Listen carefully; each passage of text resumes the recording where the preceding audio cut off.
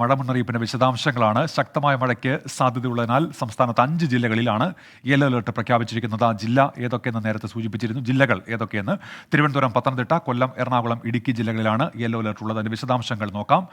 ഇപ്പോൾ A V Jaishankar ഉണ്ട് തിരുവനന്തപുരത്ത് നിന്ന്. ജയശങ്കർ, എങ്ങനെയാണ് ഈ പുതുക്കിയ കാലാവസ്ഥാ മുന്നറിയിപ്പുകൾ?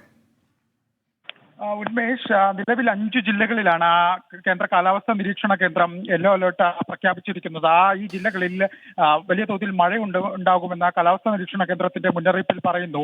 ഒപ്പം കടലിൽ ഉയർന്ന തിരമാലയ്ക്കും സാധ്യതയുണ്ടെന്നും മുന്നറിയിപ്പ് വ്യക്തമാക്കുന്നുണ്ട്. അതുകൊണ്ട് തന്നെ തീരദേശത്ത് താമസിക്കുന്ന ആളുകൾ ജാഗ്രത പാലിക്കണം. ഒപ്പം കേരള തീരത്ത് മത്സ്യബന്ധനത്തിനുള്ള നിയന്ത്രണങ്ങൾ തുടരും. എന്തായാലും സംസ്ഥാനത്ത് വരും ദിവസങ്ങളിലും ഒറ്റപ്പെട്ട ശക്തമായ മഴ തുടരുമെന്നാണ് കേന്ദ്ര കാലാവസ്ഥാ നിരീക്ഷണ കേന്ദ്രത്തിന്റെ മുന്നറിയിപ്പിൽ വ്യക്തമാക്കുന്നത്. ഉന്മേഷ്, ശരി. എ വി ജയശങ്കറാണ് വിവരങ്ങൾ നൽകിയത്.